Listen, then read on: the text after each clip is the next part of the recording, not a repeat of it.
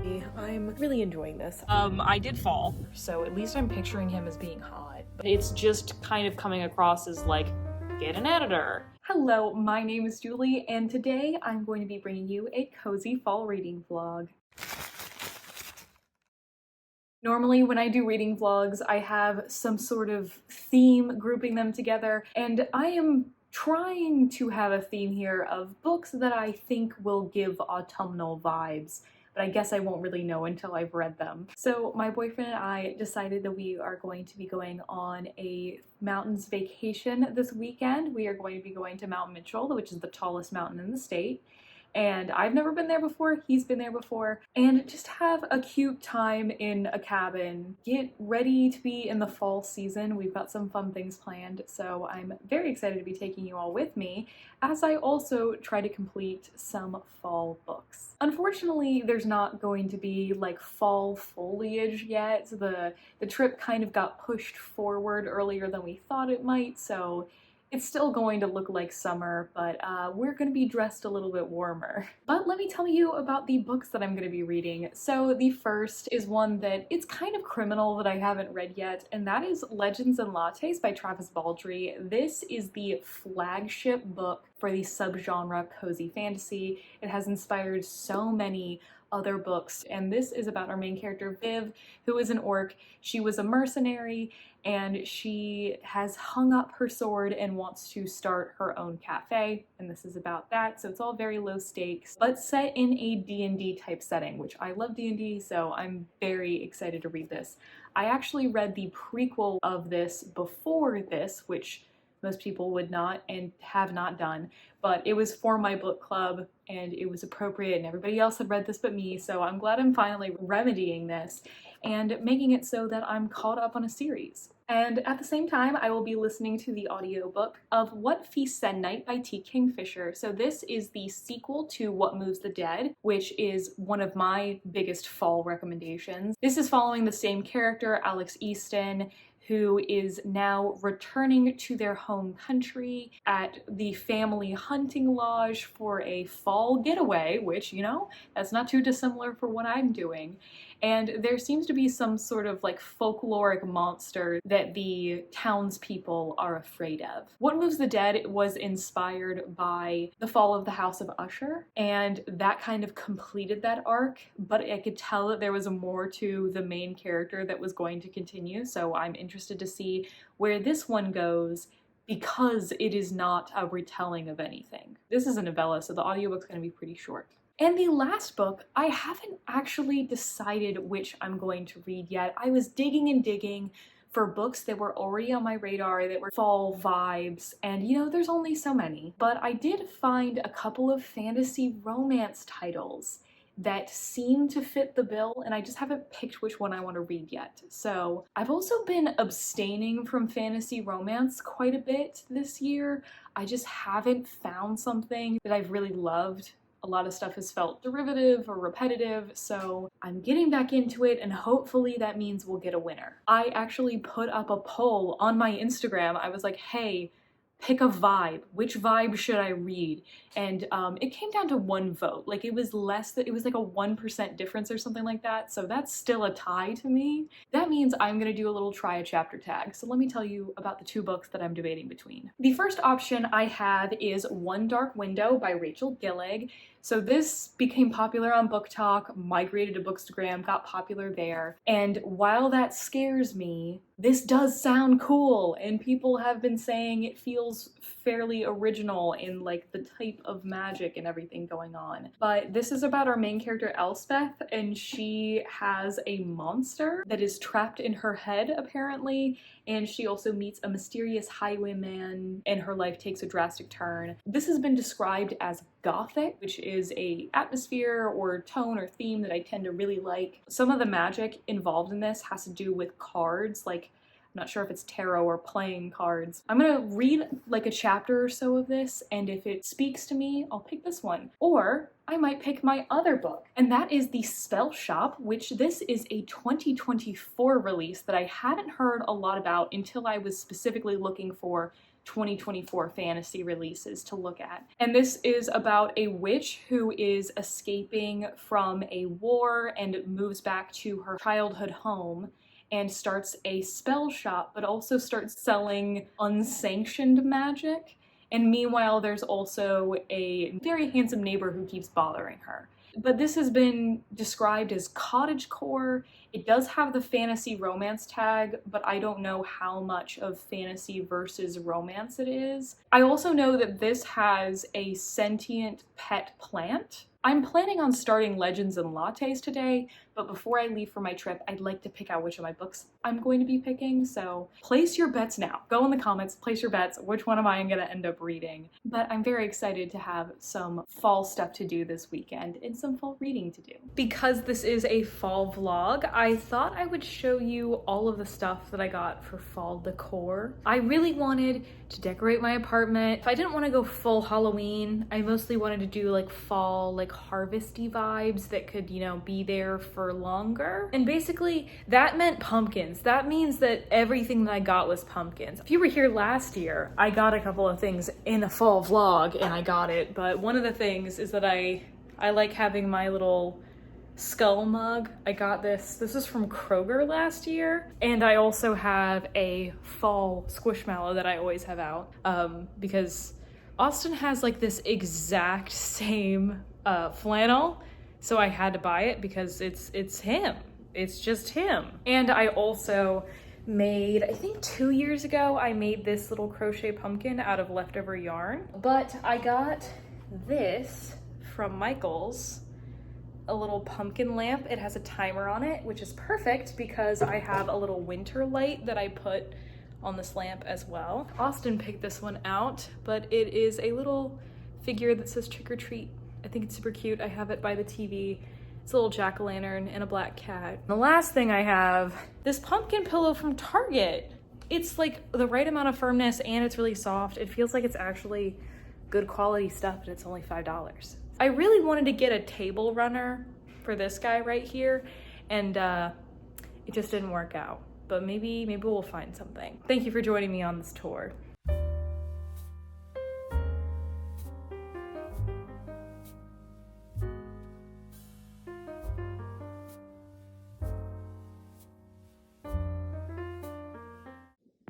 So I am back from trivia. Should I have gone? Probably not time-wise, but I did get the crocheting stuff that I needed to get done at trivia. So we're all caught up. That means that I did get to do my triad chapters. One Dark Window, we've got Elspeth. She was infected with this disease when she was a child that gives you magic, which is illegal. And it seems very dark and like demonic flavored. She was given up by her dad and stepmom to go live with her aunt and uncle. They've been hiding her and also kind of hiding that she has magic. And that magic seems to relate to this monster, demon-y creature that talks to her in her mind. Interesting vibes. Like, it feels dark fairy tale is what I'm getting. The cards showed up. There are these Providence cards. Allow someone to do magic, and that is the only legal way to do magic, is if you have one of these cards. I don't know if it's gearing up to be favorite, but I liked it better than I expected. And then the spell shop, I got my hands on it. Let's talk about how there's a kitten with dragon wings on it. So cute. After reading that first one, I was like, oh, well, I'm definitely gonna read that. But I did also like the first chapter of Spell Shops. Our main character, Keela, is a librarian. There's a war rebellion going on, and the library gets ransacked. And she had packed several crates of books away and is on a raft, and she is going to be going back to her childhood home that she never thought she was going to see again, to try to start a new life because the city that she was in has burned down. Margaret Rogerson came to mind. Catherine Arden actually blurbed this one, which makes me optimistic. I don't know, both of these, I think I had similar feelings of chances of liking them a lot. That does mean that I haven't decided what book I'm reading. I might just have to think think about it more. Maybe I'll put up another Instagram poll, or maybe I'll make Austin pick. Or One Dark Window has fewer words on a page. Maybe I'll do that. But I was willing to return one of these to the library if I wasn't a big fan of it, which I never do that. I always read every single library book I pick out. Maybe I should pick the one that I think has better fall vibes. I'll make a decision by the next time I talk to you.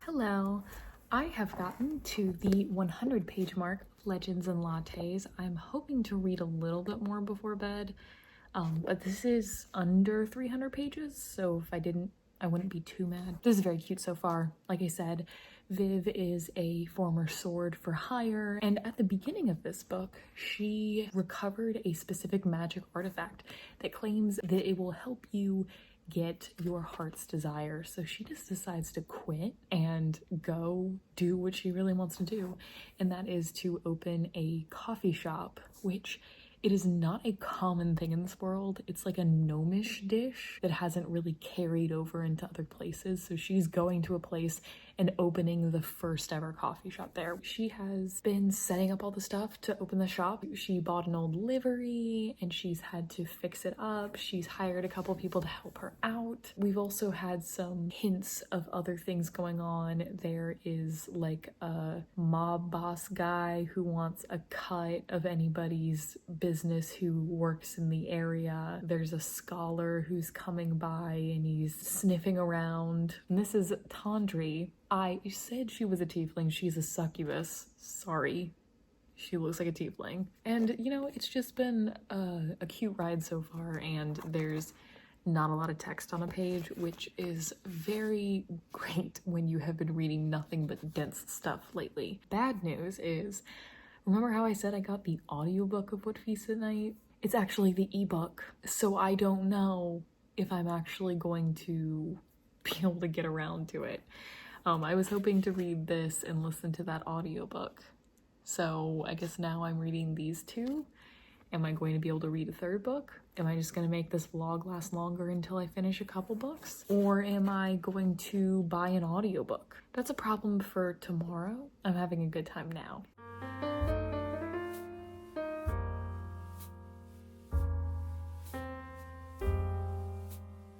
Hey, so I have read a little bit more of Legends and Lattes. I had my half day of work and I am about to leave for our trip. I think I'm now over the halfway mark. I am liking this more than Bookshops and Bone Dust. I think Bookshops and Bone Dust didn't focus on the bookshop enough for my taste. The things that I liked was the refurbishing the bookshop and getting to see this where it is very much taking care of the store. The other conflicts that are happening that are outside of this have to do with like the opening of the store. Everything feels a little bit more cohesive, I guess is what I'm saying. And another reason why I'm liking this so much is because lately I've been watching a ton of people play video games that are about like management games, people running a business, because I love those type of games and I've been trying to research what games I would like to play myself. Right now, Supermarket Simulator is one that I really want to play because it looks like a ton of fun. But I'd love to just play a video game where I get to run my own coffee shop. Like, that's what I want, and I'm gonna be looking for one. And if I find one, I'll let you know. But this has been evoking the type of game that I want to play, where it's just like, oh, you have a shop and you're making it look prettier and you're adding different things to it and you're adding things to the menu. Like, I think that's really cute. So, having a good time. Let's go to the mountains.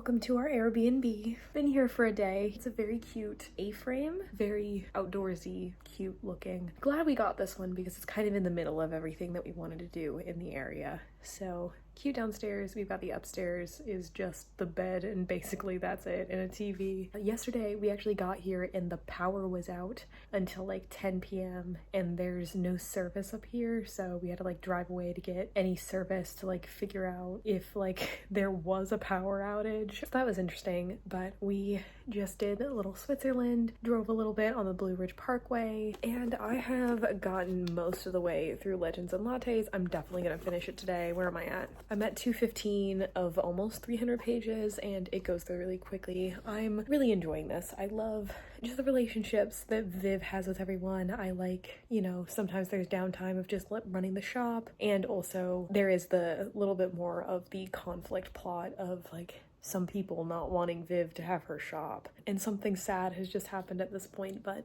we know it's gonna be okay. So I did start the first chapter of What Feast at Night before I went to bed last night, but I fell asleep. I probably won't get through it while we're out here, but we're having a good time, and after this we're going to be going to Mount Mitchell. So I've never been. I'm excited. So I only updated you like 20-30 minutes ago, but I did end up finishing the book. I thought there was like 40 more pages, but it turns out there was like a bonus short story at the end. But it was super cute, you know, the magic was the friendship we made along the way, and it was very sweet. And I'd like to see what he does next. So very solid 4-star. Loved it. And now it's time to go hike Mount Mitchell. Right, Austin?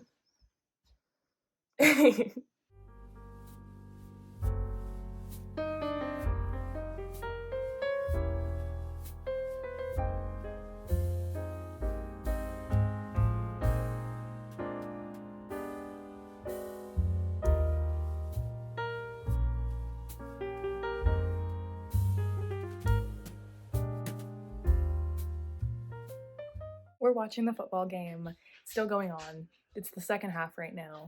They're winning, yay! Virginia Tech is not a very good football team, so it's good to see. But I have been reading What Feast at Night while that's been going on, and it's shorter than I even thought it was. My phone says it's 280 pages, and it didn't take me very long to get through a quarter of it. It was 70-something pages. Alex is back at the hunting lodge that the Easton family owned, and it turns out that the caretaker of many, many years has died, and the family is not saying anything about what happened, being a little suspicious about it, and it turns out that the people in the community believe that this folklore creature called a moroi, which is an old woman who sits on your chest and brings you nightmares, is haunting the place.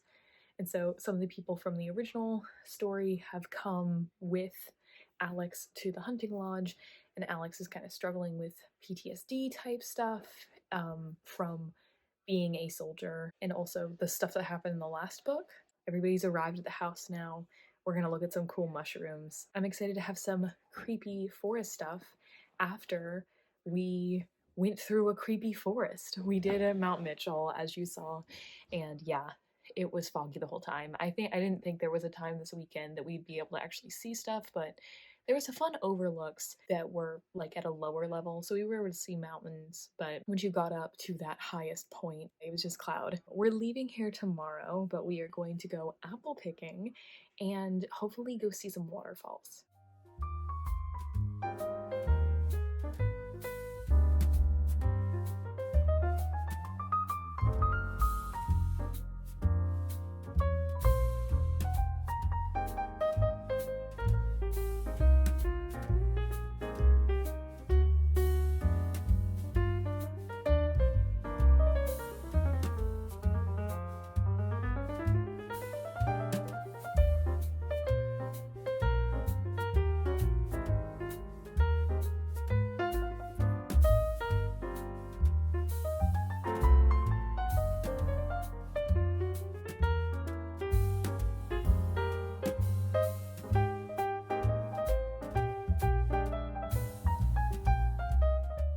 We just had our last stop.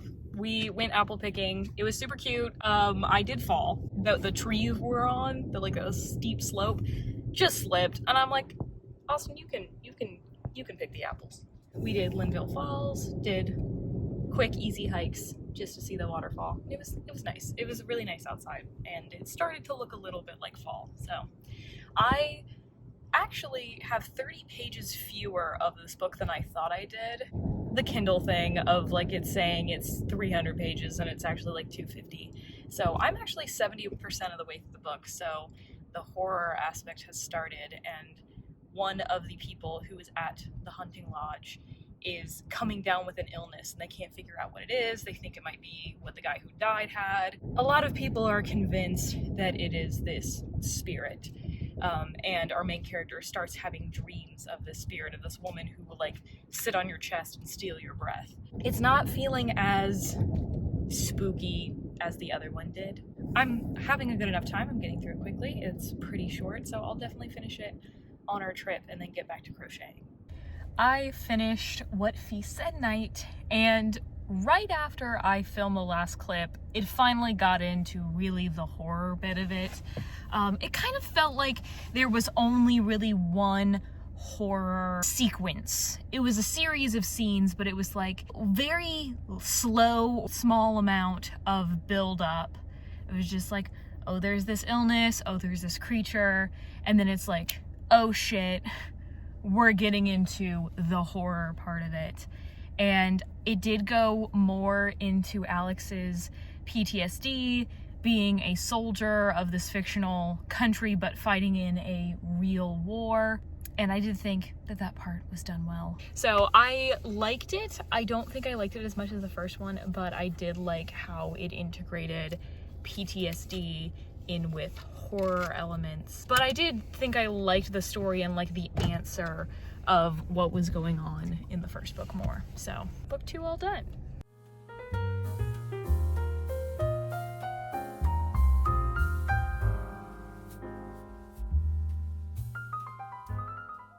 I just got home 10 minutes ago, had dinner, and drove all the way back. So I drove 2 hours on my own. How long was I in the car today? I think I was in the car for, at least 7 hours. We did have a lot of fun on our trip. Obviously, the weather didn't make everything turn out as planned, but honestly, it was super nice out and we had a good time just relaxing for a weekend. It was a nice break because I have been pushing myself a little bit too hard lately. I was kind of rushing in my previous clips, so was I thorough enough about my thoughts? Legends and Lattes, I feel like I don't have a lot to say because it kind of does what it says on the tin, but I do agree that it is the flagship for a reason because it really does the coziness so well. It does feel like a game where you're seeing like something grow from something very small.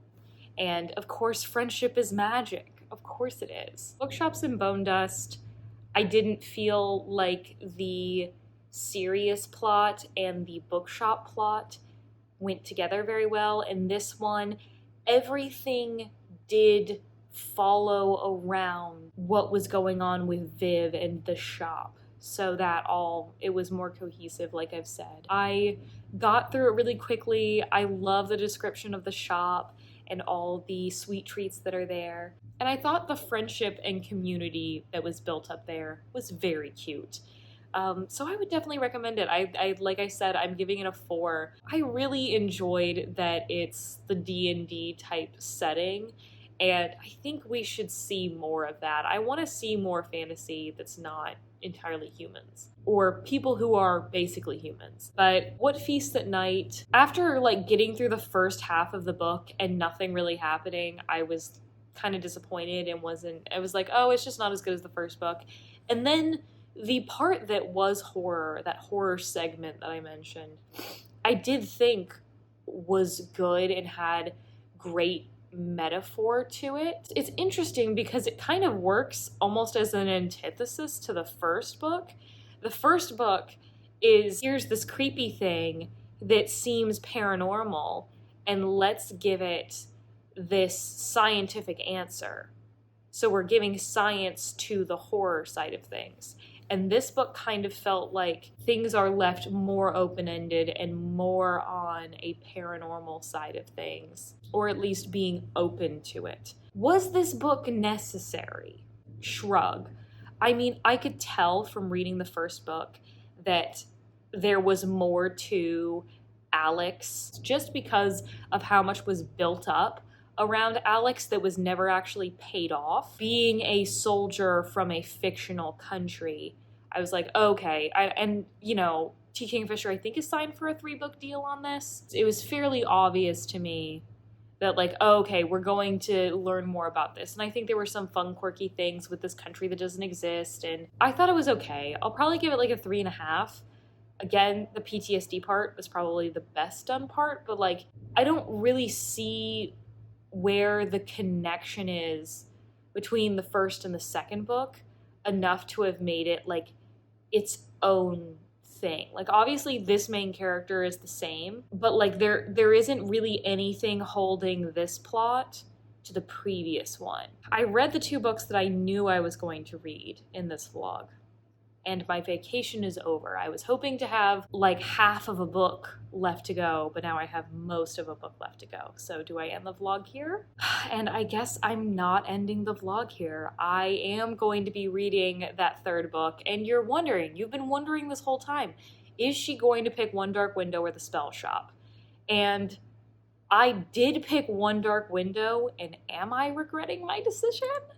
I decided, because I was feeling about the same amount of good about either of them just from that first chapter, that I'm like, okay, let's err on the side of the more fall feeling one. I picked One Dark Window because of the gothic vibes, and The Spell Shop I feel like could be going in more of like a spring direction. I didn't get a full read on anything being autumnal, so I went for One Dark Window, and I think I got to page like 75 in the car just on the way back. The writing style is starting to bug me. I'm not gonna lie to you. This woman uses em dashes like it's going out of style. I love an em dash. I love a comma. I love inserting extra things inside of a sentence, but the amount that this author does it, getting on my nerves. And she kind of loves to like use multiple words to describe a thing. It'll be like a short sentence where it's like, he was bloody, dirty. That's not an actual sentence that was in the book. Maybe I can pull up one, but like it'll be like she'll have the sentence and then she'll want to add a synonym for the previous word. I found several instances within just one chapter of the same type of sentence structure coming up, and it's kind of feeling like it's trying to be like descriptive and like atmospheric or whatever, and it's just kind of coming across as like, get an editor. I just talked shit about writing. Let's talk plot. Elspeth Spindle was infected as a child with this disease that might kill you, but it'll also give you magic. And basically every child was killed who had this, but her family hid that she did. She was taken away from her father's family and given to her maternal aunt. They've basically hidden that she's around, not like so much so that if she showed up, people would be like, gasp. She figured out that the magic that she has is this creature that she thinks is called a nightmare, which is related to the magical cards. There are 78 cards in the entire world, and they each have some sort of magic contained in them. It's the only legal way to have magic. Different people who are related to the royalty have different access to cards, and her uncle happened to get a hold of a nightmare card, which is extremely rare. There's only 2 of them in existence, which makes them the 2nd most rare card in the world. When she was little and infected with this disease, she touches it, and she gets the creature that's on the card is like in her mind, or at least that's what she believes is going on. She could like kind of transform, like go beast mode, which is kind of fun. It's very Never After if you watched Dimension 20. Austin and I actually spent this weekend getting through most of the Starstruck Odyssey conclusion. It's going well. Anyway. And also she can see if other people have cards. Everybody is going to court for this specific festival, and it looks like her cousin, who's her best friend, is like gonna get off to be married. Our main character doesn't trust the family, the royal family that she's getting married into. Finding out more about like the boys in the royal family as she's interacting with them. And you know, I haven't had any problems with the plot so far, but the writing is kind of getting in my way. It's a really easy one to get through, so that's a good sign, but I don't know how drawn I'm going to be. Is that a card pun? How drawn I'm going to be to continuing to pick this up, and I want to finish this in a reasonable time. I do have a video that I can post before this one does, so I can bide my time and just kind of do this video whenever I want to, which is great. I normally don't have that. Hopefully this one goes okay and I don't totally regret vlogging this one and not the spell shop. I also wasn't really planning on reading both of them, but I was intrigued enough in both of them that I was going to keep them. It's just because I have so many books out from the library right now and they are all fantasy. I never read one genre just in a block. But there's a lot of things going on right now that are reasons why I have them. So I might end up returning the spell shop and getting it later, but I definitely, just good vibes off that first chapter, I plan on reading it this year. I need to chill out and then go to bed.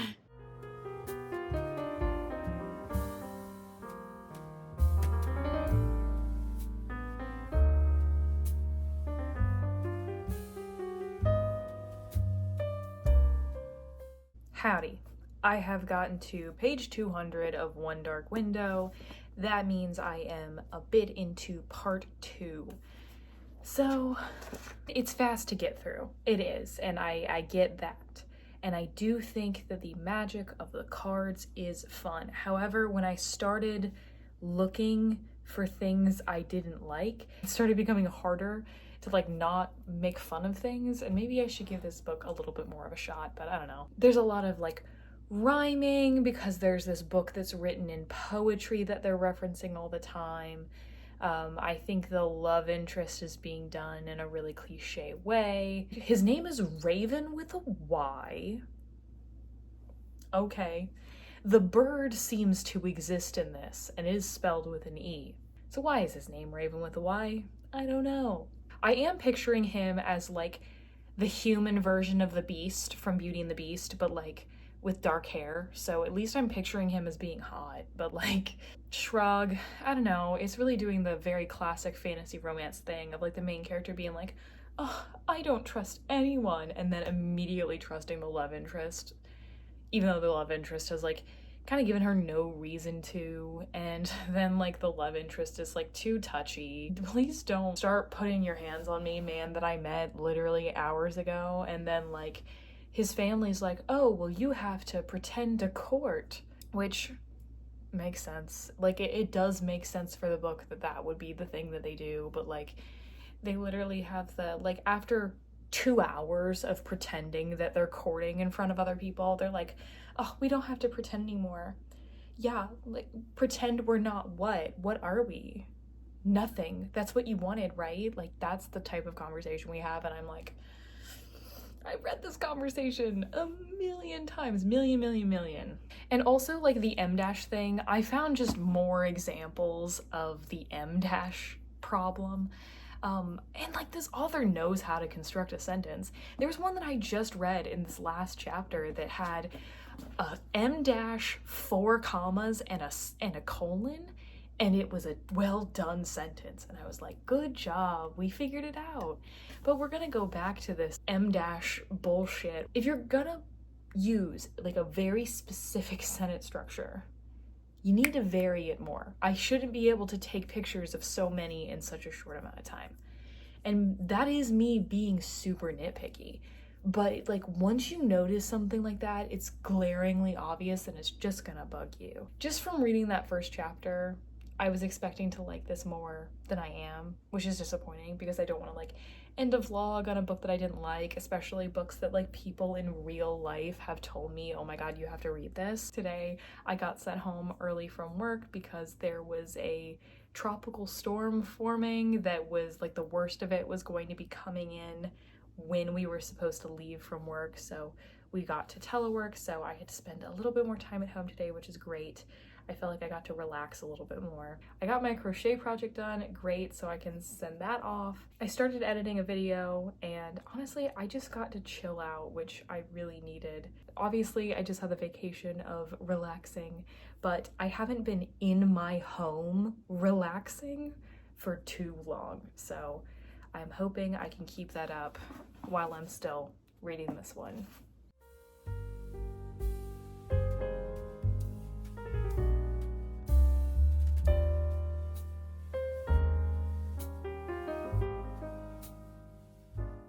I have gotten to page 300 of 400, and I'm feeling the same as I was. I do think that if I was trying to go for fall vibes, that this was the book to pick, but it's like the first time in a while that I've thought about DNFing a book. But obviously I'm doing this for a video, so I was like, just go for it. It's really not that long to begin with. I don't feel like our characters are very well defined, and even when the author does stuff that isn't necessarily like in line with cliche, it's just really not grabbing me. I mean, it's kind of reminding me of like Belladonna or The Familiar, which are two books that I read this year that are both like described as gothic. They've both kind of got this darker tone feeling, but they've got this romance plot within the fantasy plot, and nothing's really grabbing me, nothing's really surprising me. I'm not feeling strong about anything. I think this is my last time that I will ever give a chance to a book talk book. I'm not trying to yuck on anybody's yum if you love this book, but it's really just not for me. I'm not vibing with it, which is so interesting because the first chapter I vibed with so much. First impressions aren't everything, I guess. I almost bought this both physically and on audio, and I am so glad I decided not to. I don't really have any life updates today. I didn't really do a whole lot. I'm feeling a little bit out of it today, so I'm probably just gonna go to bed early. I'll let you know when I've finished my book tomorrow and finish out the vlog.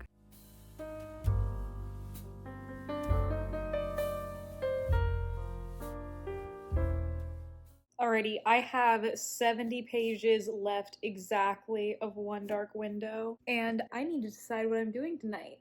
So let's talk about weird stuff that happened today. The power went out over a lot of like the town where my workplace is. It was wild. We had just been given like permission to go leave and go home. Like maybe 2 minutes later the power went back on. So I was getting ready to leave and the power came back on. I was so disappointed. I wanted to come home. I made myself some tonkatsu, which has been like a new favorite dinner lately. It's nice that like it's a dinner where like all of the work is the prep part, so that while dinner is actually cooking, you can do all of the cleaning. So like when I'm behind on dishes, it's actually a good dinner to make. I caught up on the latest episode of Jet Lag. Right now they're on the season of Tag Across Europe for the third time. Love this show. Seriously, one of my favorites. Now, I need to figure out what I'm doing with my evening, because I'm definitely going to finish this. But I have two events that take place on the same weeknight. One of them is trivia that I normally go to every single week, and the other is Silent Book Club, which is the first and third weeks of the month. And they're both at the exact same time, so I always have to pick which one I go to. And I forgot that Silent Book Club was tonight, so do I go? If I go to Silent Book Club, I will read, but I will probably read less than if I was at home. And if I go to trivia, like I was planning on it, I have the evening that I expected to have, but no reading would get done. Well, I'm definitely gonna read like 20 more pages before I get going to wherever I'm going. Is everyone super proud of me? I did it. I finished One Dark Window. And you know what? I was really believing that the end of this book was going to be the carbon copy of every other fantasy romance I have read, and it wasn't. It actually did pleasantly surprise me with like a different feeling ending that sounds like it would set the next book up for an interesting twist on what we've already had. Unfortunately, I don't care about any of these characters. I don't think the plot's that strong. But one thing that struck me is I'm like, I could not name a single character trait that our main character has. And obviously, you know, real people are complicated and aren't always one thing, but like I could not describe to you well our main character. And I think the love interest is also pretty boring. To me, I mean, I think the most interesting character was probably Elm, maybe? Elm or Ione. Like, they kind of had, like, complicatedness with their relationship with Elspeth. I don't know how much I've actually said about this, but she ends up getting involved with the king's sister's family. So, like, the cousins of the crown prince, and like that's the love interest is the captain of the guard and the cousin of the crown prince. Elm is the brother of the crown prince, and he's interesting because he's kind of been rejected by the royal family and accepted by his cousins, and it's like, where are his loyalties? Like, that was kind of interesting. But like, to have a side character be one of like the most interesting character, it's because it's Slim Pickens. It's not actually because he's that interesting. I don't know. This does definitely have fairy tale feel. Little Red Riding Hood, who's also the wolf type vibe to it. I would believe if that was an inspiration for this book. I wasn't into like all of the poetry rhyme schemes going on in here whenever the nightmare in her head starts talking. It came across as really gimmicky to me. Oh, I wanted to say that this feels very insular. If you read the synopsis, and from what I had heard from other people, this definitely felt like it was going to be more like large scale, more sweeping. But you could tell me that this is set in a village of like 400 people and I'd believe you. Like, even though these people are like a king and a prince and whatever, it feels very small. But I don't know, I just did not care. Oh, there's art in the back. It's the Twin Alders card that is the one card that is unique. I recently saw this on like a YA list, and I really hope that this is not being recommended to YA audiences, because although the plot could feel YA, there is like an explicit steamy scene. The main character is 20, so this is going for more of like a new adult thing. I definitely do think the dark fantasy tag is correct, because dark fantasy is a subgenre that I don't really see a whole lot, where it's supposed to be fantasy with an element of horror to it, and I do think we see that in here. Like, that's definitely an idea that interests me, and that's why I picked up the book. But like I said, not a fan. So I'm sorry I left this vlog on such a bummer note, but I had a good time being cozy and doing fall things and having fall treats this week, so I hope you had fun coming with me. I'd love to know what books you're reading this fall to get into the fall season. But anyways, that is the end of the vlog. So if you would like to follow me anywhere, you can find me at the link in the description. It has everything that I do on the internet. And if you'd like to see more from me, you can hit that subscribe button. I have so much stuff planned for the next couple months. I'd love it if you'd stick around. And as always, I'll see you in the next one.